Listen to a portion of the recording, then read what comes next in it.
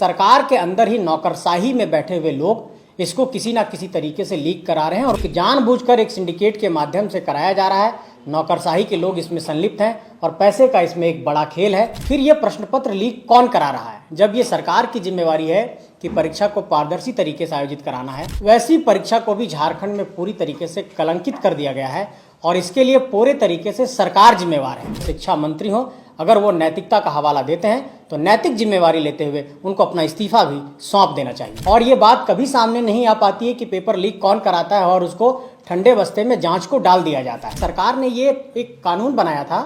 कि जब भी कोई प्रश्न पत्र लीक होगा तो हम 10 साल की सजा देंगे और 10 करोड़ का जुर्माना भी लगाएंगे। आज झारखंड के अंदर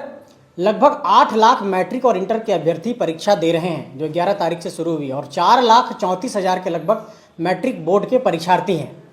ये जो हमारे 10वीं के बच्चे हैं, जिनको ये पता नहीं है कि पेपर लीक क्या होता है, इनको भी इस तरीके के चंगुल में फंसा दिया गया है। तो जहां से कोई बच्चा अपने करियर की बुनियाद शुरू करता है मैट्रिक बोर्ड की परीक्षा को देकर, वैसी परीक्षा को भी झारखंड में पूरी तरीके से कलंकित कर दिया गया है और इसके लिए पूरे तरीके से सरकार जिम्मेवार है। सरकार इसलिए जिम्मेवार है क्योंकि जब कोई प्रश्न पत्र सरकार तैयार करती है, जो एजेंसी को सरकार टेंडर देती है, सरकार जिस गोपनीयता का हवाला देती है, जिस तरीके से सरकार कहती है कि ट्रेजरी के माध्यम से, बैंकों के माध्यम से फिर वो परीक्षा केंद्रों तक पहुंचता है, सरकार दंडाधिकारी नियुक्त करते हैं, उस इलाके के अनुमंडल अधिकारी हों, चाहे उस इलाके के सीईओ हों, चाहे उस इलाके के डीसी हों,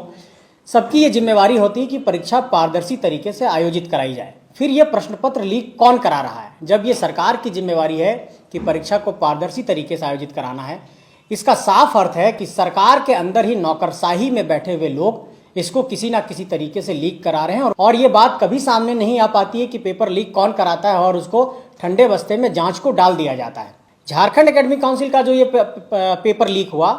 उसमें भी शुरुआत में झारखंड एकेडमिक काउंसिल ने इस बात से इनकार कर दिया कि कोई पेपर लीक हुआ है और झारखंड एकेडमिक काउंसिल ने अपने वेबसाइट पर यह जानकारी जारी की कि ये भ्रामक खबरें हैं, इन खबरों पर विश्वास ना किया जाए। लेकिन जैसे ही 20 तारीख को परीक्षा शुरू हुई और जो पेपर लीक हुआ था और जो परीक्षा में प्रश्न पत्र दिया गया, दोनों का मिलान किया गया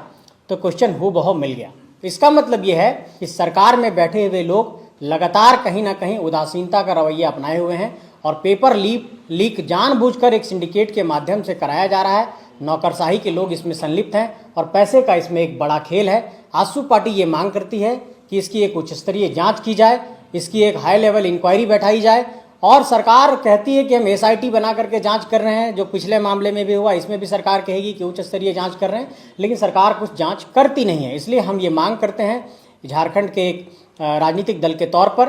कि इसका सीबीआई से जांच कराया जाए, जो भी झारखंड के अंदर पेपर लीक के मामले हैं। और ये बोर्ड का एग्जाम है, ये पहली बार झारखंड के इतिहास में मेरी याद में ऐसा पेपर लीक हुआ है, तो इसकी सीबीआई से इंक्वायरी की जानी चाहिए ताकि दूध का दूध और पानी का पानी हो और सरकार और सिस्टम में बैठे हुए लोग कौन लोग हैं, ये लोगों को जिम्मेवारी लेनी होगी, चाहे वो झारखंड एकेडमिक काउंसिल के अध्यक्ष हों या शिक्षा मंत्री हों। अगर वो नैतिकता का हवाला देते हैं तो नैतिक जिम्मेवारी लेते हुए उनको अपना इस्तीफा भी सौंप देना चाहिए।